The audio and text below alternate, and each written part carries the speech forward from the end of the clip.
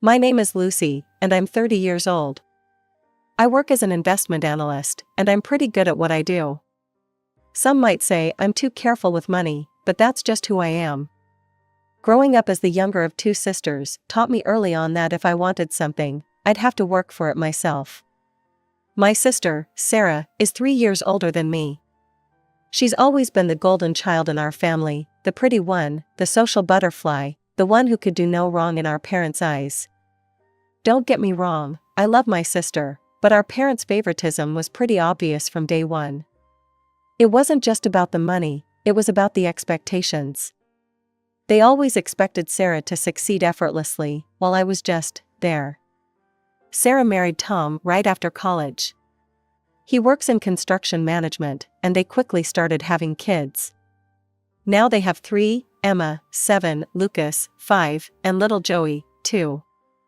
They're sweet kids, but Sarah always complains about how hard it is to manage them in their rented apartment. As for me, I've been lucky in my own way. My best friend Jenny's parents own several properties, and they've been renting me a nice one-bedroom apartment at half the market rate for the past 5 years.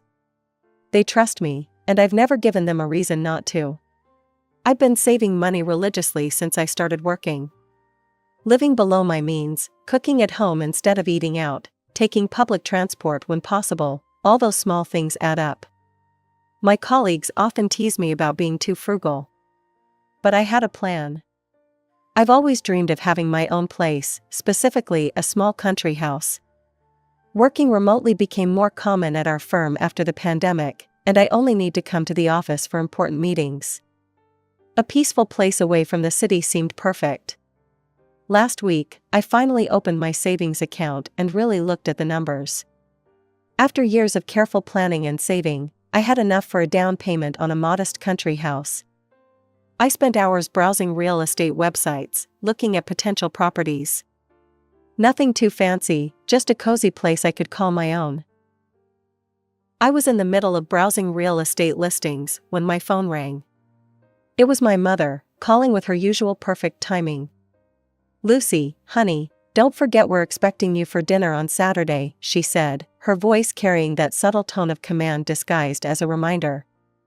"Sarah and Tom are coming with the kids. And please try to be on time for once." I arrived at my parents' suburban house at exactly 5:05 p.m. that Saturday. The driveway was already full. Sarah's minivan took up most of the space, forcing me to park on the street. Before I even reached the front door, I could hear the chaos inside. Emma and Lucas were probably chasing each other around the house, while little Joey added to the cacophony with his toddler squeals. "Lucy's here," Sarah announced as I walked in, barely looking up from where she was trying to convince Joey to eat his mashed potatoes. The kids barely acknowledged my presence, too caught up in their own world. Mom was in her element, fussing over everyone and everything. Dad was already settled in his favorite chair, newspaper in hand. "Everything's getting so expensive these days," he grumbled from behind the pages. "Have you seen the price of gas? Highway robbery, that's what it is." "Tell me about it," Tom chimed in, helping himself to another serving of Mom's lasagna. "And my boss, what a piece of work. Yesterday he comes in, right? Completely changes the project timeline without even consulting the team." "Who does that?" Sarah nodded sympathetically at her husband while wrestling with Joey's bib. "At least you get to leave the house. Try being stuck in a cramped apartment all day with these 3. I took advantage of the chaos to check my phone under the table. There was this perfect little cottage I'd been eyeing, 2 bedrooms, a spacious kitchen, and a gorgeous garden. The price was right in my range too. I was so absorbed in the photos that I didn't notice Mom watching me until she spoke up. "Lucy, what's so interesting on that phone? You've barely touched your food." All eyes turned to me, and I felt my cheeks warm slightly. I could have made up something about work, but for some reason, I decided to be honest. "Actually," I said, "I'm looking at houses. I'm thinking about buying one soon." The silence that followed was deafening. Even the kids seemed to sense something had changed. Sarah's fork stopped halfway to her mouth, and Tom's endless complaints about his boss died mid-sentence. Buying a house? Mom repeated, as if she hadn't heard me correctly. You? Well, yes, I said, already regretting my candor. I'm just looking at options right now, nothing definite. What kind of house? Sarah asked, her voice oddly sharp. Where? I haven't really decided yet, I said vaguely, trying to redirect the conversation. Hey, Mom, this lasagna is amazing. Did you change your recipe? But I could feel it, the wheels turning in their heads, the unspoken thoughts almost visible in the air. My parents exchanged one of their meaningful looks, and Sarah kept shooting glances at Tom. The usual dinner chaos resumed eventually, but something had shifted. The rest of the evening felt off-kilter, like everyone was playing their usual roles, but with their minds elsewhere. A week flew by, and I'd almost forgotten about the strange tension at the family dinner. Work kept me busy, and I spent my evenings researching mortgage rates and property taxes. I was in the middle of a Zoom meeting when my phone started buzzing with my mother's caller ID. I let it go to voicemail, but she called right back, 3 times. Finally, during my lunch break, I called her back, expecting some kind of emergency given her persistence. Lucy, finally, Mom's voice was bursting with excitement. I found the perfect house for you. You won't believe how perfect it is.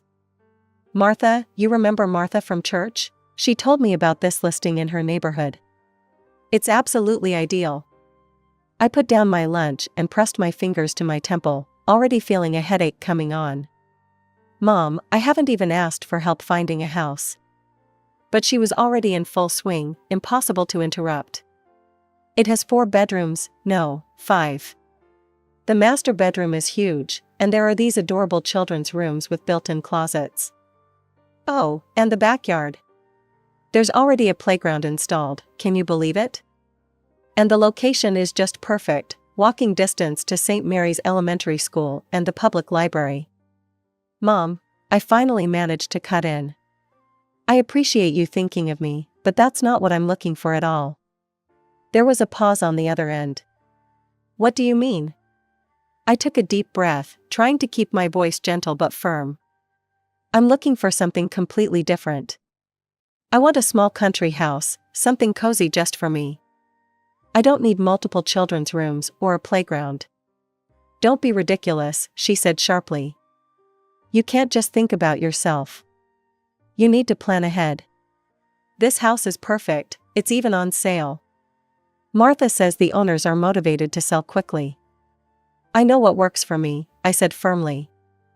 I want a quiet place in the countryside where I can work from home. That's what I'm looking for. She made a sound of displeasure in her throat.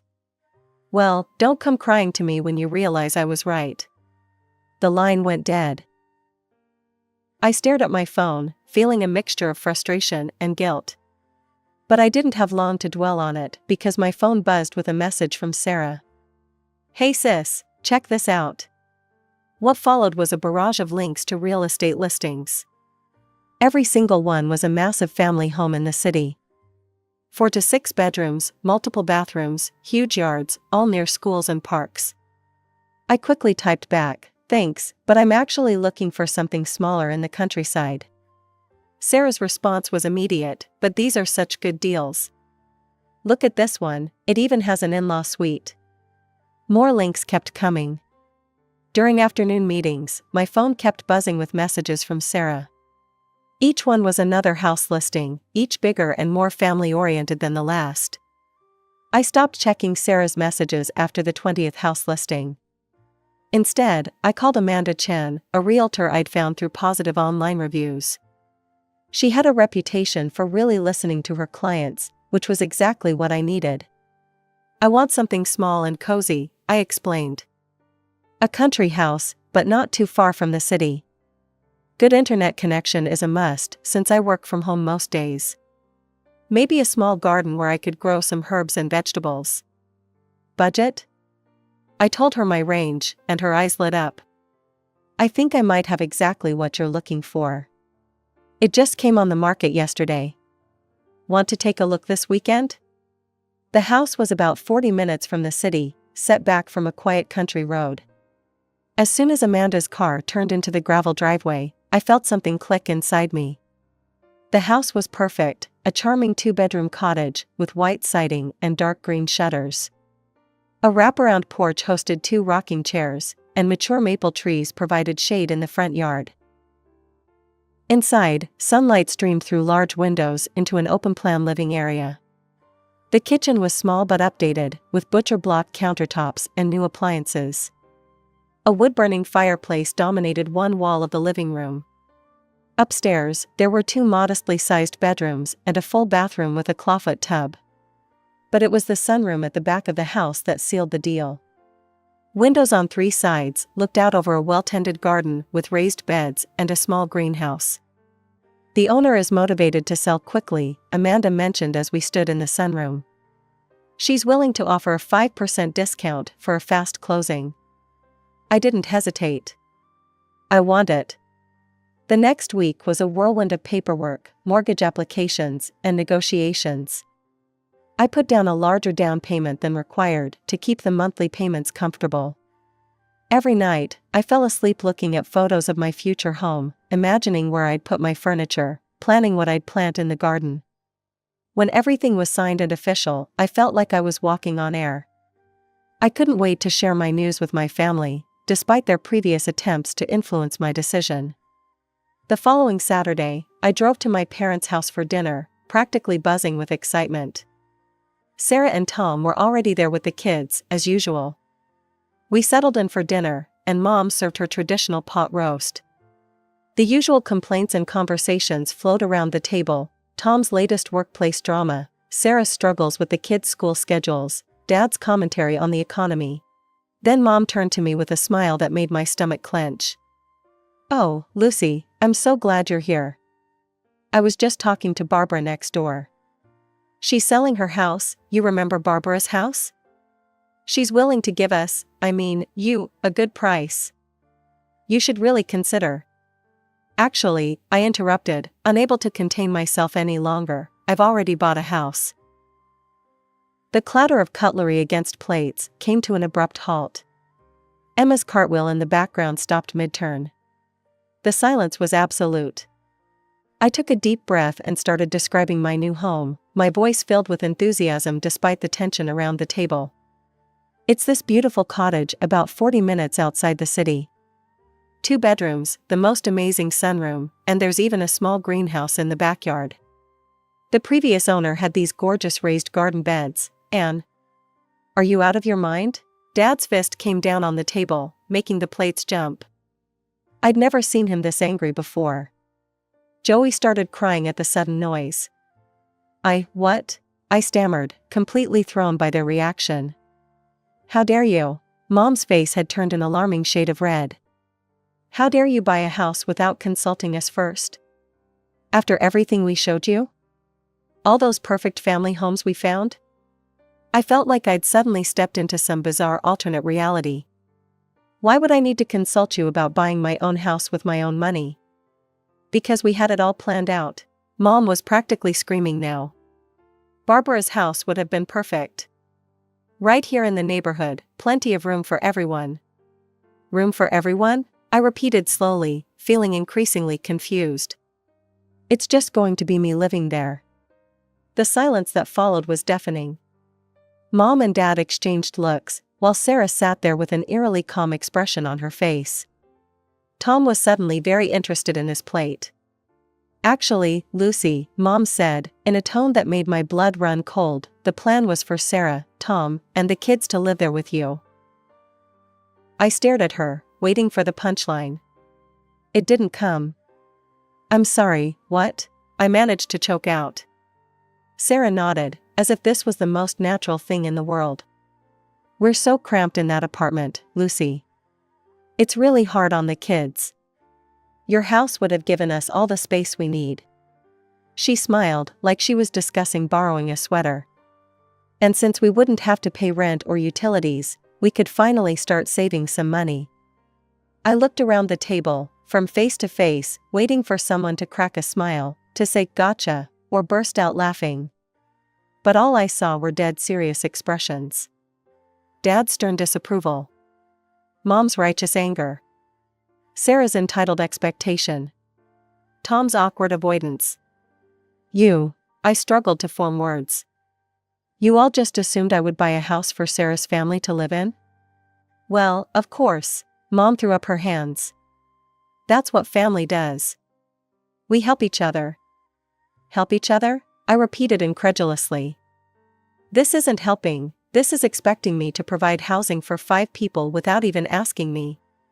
You're being selfish, Sarah said, her calm facade cracking slightly. You know how hard it is for us in that tiny apartment. Emma and Lucas have to share a room, and Joey's crib is in our bedroom. It's not fair to the children. I felt like I was drowning in crazy.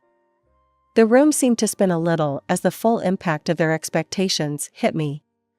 They had all sat there, for weeks, planning out my future, deciding how I should spend my money, without ever once considering what I wanted or even thinking they should ask me about it. You need to cancel this ridiculous purchase immediately, Mom demanded, her voice sharp with authority. Call your realtor first thing Monday morning. Barbara's house is still available, and it's perfect, right here in the neighborhood, close to all the good schools and kindergartens. No. I stood up from the table, my chair scraping against the floor. The word came out stronger than I expected, fueled by decades of pent-up frustration. The dining room erupted into chaos. Mom jumped up from her chair, waving her arms. Dad's voice boomed over everyone else's. The kids started crying, picking up on the tension in the room. But we'll be so cramped, Sarah wailed, as if she hadn't heard me at all. Do you know how hard it'll be to get the kids to school from all the way out there? Emma has ballet on Tuesdays, Lucas has soccer on Thursdays.